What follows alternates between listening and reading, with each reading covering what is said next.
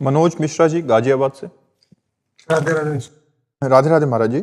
महाराज जी, यदि हम सभी मनुष्यों के जीवन का ध्येय प्रभु की भक्ति और प्रभु के दर्शन ही है, तो फिर उनसे मिलने का मार्ग इतना दुरूह क्यों है? भगवान अपने द्वारा रचित माया से स्वयं उनसे मिलने को कठिन क्यों बनाते हैं? हमें एक आर्मी की तैयारी करनी होती है तो उसको कितना मेहनत करना होता है। किसी भी पद में जाने के लिए उसकी ऊंचाई रखी गई है। नहीं, सबसे बड़ा परम पद है भगवान का। मान लो प्रधानमंत्री पद, अब सब कोई तो प्रधानमंत्री नहीं बन सकता है, ऐसे सब कोई भगवत प्राप्ति नहीं कर सकता है पक्का। क्यों? क्योंकि विषयों में इतनी प्रीति है कि वो छोड़ ही नहीं पाता है। अब सुनता है भोगेश्वर प्रसक्ता नाम तया प्रहत चेतसाम व्यवसायत्मिका बुद्धि समाधो न विधीयते। जिसका भोग और ईश्वर ने चित्त अपहरण कर लिया है वो कभी ये निश्चय नहीं कर पाता कि मुझे भगवत प्राप्ति करना है। बाबा जी बनने पर भी दुनिया का प्रपंच ही बटोरना शुरू हो जाता है। प्रपंच त्याग नहीं होता है, ये करना वो करना ये वो, बस इसी में लगाए रहती माया।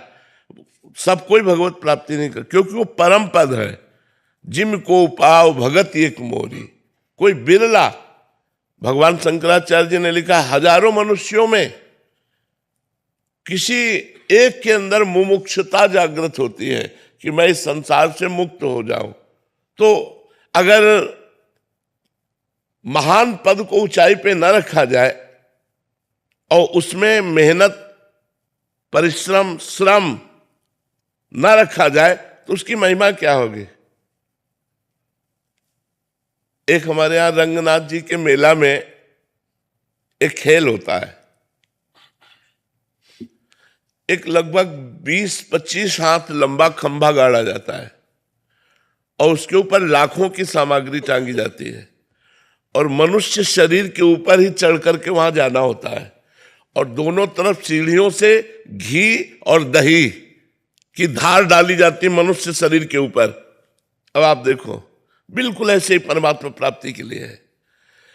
ऊंचाई पर जो लक्ष्य है उसमें लाखों की सामग्री है, उसमें स्वर्ण भी होता है, उसमें मेवा भी होती है, उसमें रुपया भी होता है, बहुत चीजें होती है, लाखों की सामग्री होती है। 1 लाख नहीं, लाखों की सामग्री होती है।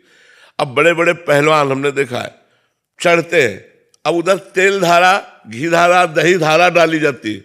अरे यार, जब देना ही है तो इतना विघ्न क्यों डाल रहे हो? अब मनुष्य शरीर में केवल लंगोट पहने, कोई कपड़ा नहीं। अब जब तेल और घी पड़ेगा तो फिसलेगा कि नहीं फिसलेगा? वो 10वें बार फिसल के आते हैं चढ़ते चढ़ते, और वो बराबर जैसे जैसे वो चढ़ते जाते हैं वैसे वैसे तेल घी डालते जाते हैं। अब जब उनमें से 10 बार 11 बार गिरे और जब चढ़ के जाते हैं तो पूरी समाज तालियां बजाती है और वो उठा करके अपना लक्ष्य चूमते। आया आनंद कि नहीं आया आनंद? अगर ऐसे ही किसी को दे दे तो क्या आनंद आया? वो आनंद आया जब इतना श्रम किया, तब उस लक्ष्य को समझ पाए कि हाँ भाई ऐसे। तो भगवत प्राप्ति में बिल्कुल यही क्रिया है। एक माया का बरसात कर देते हैं भगवान। चढ़ो, फिसलना नहीं है, फिसलना नहीं, चढ़ो, इस ऊर्ध्वगामी हो। भगवान ऊर्ध्व है। ऊर्ध्वमूलम मधाशाखा मस्वत्तम प्राहुरभ्यम, तो ऊर्ध्व की तरफ। विषय अधा है, विषय अधा पतन है, वो ऐसे है और भगवान का ऐसे है। और जब ऐसे चढ़ना शुरू करते हैं तो भगवान भोगों की बारिश कर देते हैं, फिसलन की। कंचन में फिसल जा, कामिनी में फिसल जा, इसमें फिसल जा, उसमें। अब फिसलता भी है साधक, फिर तैयार हुआ, फिर चढ़ता है, तो कई कई जन्म लग जाते हैं भगवत प्राप्ति में। जैसे किसी को अभी भगवत प्राप्ति हो गई, जन्म लेते ही 2-4 वर्ष साधना की, तो आज से नहीं लगा, वो कई जन्मों से वो लगा हुआ है, तब वो जाकर भगवत प्राप्ति होती है। तो इसीलिए दुर्लभता में आनंद की सुलभता में तो भगवान ने माया का घूंघट काट लिया है। सबके बीच में सर्वत्र है, लेकिन माया का आवरण डाल लिया। अब इसीलिए भगवान की तरफ या तो कोई चल ही नहीं पाता, और कोई चलता है तो बड़ी कठिनता रख दी गई, और जो पार कर गया तो जयति जयति जगोच्चर सतरति सतरति सा लोकान तारयति, वो स्वयं तर जाता है, स्वयं तर जाता है, लोक के लोक को पावन कर सकता है, तभी जगत बंदनी वो महात्मा हो जाता है। संगस्त दुर्लभ हो, उसका दर्शन, उसका संग, उसका स्पर्श दुर्लभ बताया गया है जो भगवत प्राप्त महात्मा है। तो भगवत प्राप्ति इसीलिए ऐसे गोल पे रखी गई इतनी कठिनता पे रखी गई है कि अगर आप पार कर लो तो फिर वो प्राप्त हो जाएगी। कठिनता है। अच्छा, कठिनता क्या है? हमारी कमजोरी।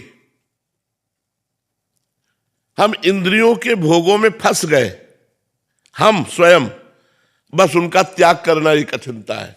अगर इंद्रियों के भोगों को त्याग कर दो तो परमात्मा आपके हृदय में है, बिना किसी साधन के स्फुरित होने लगे। हम बहिर्मुख हैं, इंद्रिय भोगों में मस्त हैं, नाना प्रकार की भोग विलासिता माया में उन्मत्त हो रहे हैं, इसलिए वो परमात्मा गुप्त हृदय में बैठा हुआ है। और आज हम भजन बल से इंद्रिय विलासिता को रोक दें तो वो स्फुरित हो जाए। वो स्फुरित हो रहे हैं, वो हमारे समीप ही, बिल्कुल इतने समीप है कि उनसे समीप कोई है ही नहीं। और सही पूछो तो समीपता भी दर्पण की भांति वर्णन है कि हाँ, दर्पण की भांति वर्णन है कि दर्पण है बीच में तो प्रतिबिंब दिखाई दे रहा, दो लग रहे, दर्पण खींच दो तो एक ही बचा। ऐसे ही ये जो अंतःकरण रूपी दर्पण है, ये शांत हो जाए तो एक ही बचा। ब्रह्मविद ब्रह्म भवति, ब्रह्मविद ब्रह्म जानत तुम्हें तुम्हें हो जाए। इसीलिए भाई कठिनता पे रखा गया है। अगर सहज हो जाए तो फिर उसका महत्व क्या हो जाए। तो इसलिए भगवान ने माया का आवरण डाल करके बैठे हुए हैं कि आप माया, और देखो सुविधा भी दे दी। भगवान के मार्ग बताने वाले शास्त्र, भगवान के मार्ग बताने वाले संत, और क्षमा भी कर दिया। हजारों अपराध हो जाए तो क्षमा, मान लो हजारों बार गिर जाओ तो क्षमा, चलो आगे बढ़ो भगवान के मार्ग को। तो प्राप्त करना कौन? ईमानदारी से सोचो, क्या हमारे हृदय में जलन हो रही है कि भगवान की प्राप्ति के बिना हमारा आज का भी दिन गया? आप विचार करके देखो। जैसे हमें भूख लगी हो तो केवल भोजन की खोज होने लगेगी, प्यास लगी हो तो पानी की खोज होने लगी। क्या ऐसी परमात्मा की खोज हो रही? नहीं हो रही। हम राजी हैं खा पी करके मौज मस्ती से ऐसे दो चार माला घुमा लिए, सत्संग सुन लिए, इस तरह का जीवन हम व्यतीत कर रहे हैं। ना कि हमारे अंदर ऐसा है, ना खान पान ते भावे है, ना कोमल वसन सुहावे है, सब विषय लगे ते खारा है, हरियासिक का मग न्यारा है, केवल मुझे भगवत प्राप्ति चाहिए, ऐसा तो नहीं है ना। हाँ, तो इसीलिए भगवत प्राप्ति दुर्लभ है, नहीं तो भगवत प्राप्ति सुलभ है। क्या कठिनता है? भगवान मेरे हैं। कठिनता हमको इसलिए लग रही है कि हमने विषयों में अपने मन को दे रखा है। अब वो मन विषयों से हट जाए और भगवान में लग जाए, बस हो गया, इतनी बात है। अब हटाने में जन्म के जन्म लग जाते हैं और इसी जन्म में भी हटा दो। अब हटाने की सामर्थ्य भगवान के नाम बल से आएगी, गुरु पूजा से आएगी, गुरु उपदेश से आएगी, गुरु कृपा से आएगी। तो माया का ऐसे पर्दा हटा और भगवान का साक्षात्कार हुआ। भगवान दुर्लभ मिलना नहीं, कठिन है माया का त्याग करना। जहां विषयों में फंसे उनका त्याग करना कठिन है। वही कठिनता हमें भगवान की प्राप्ति में कठिनता दिखाई दे रही है।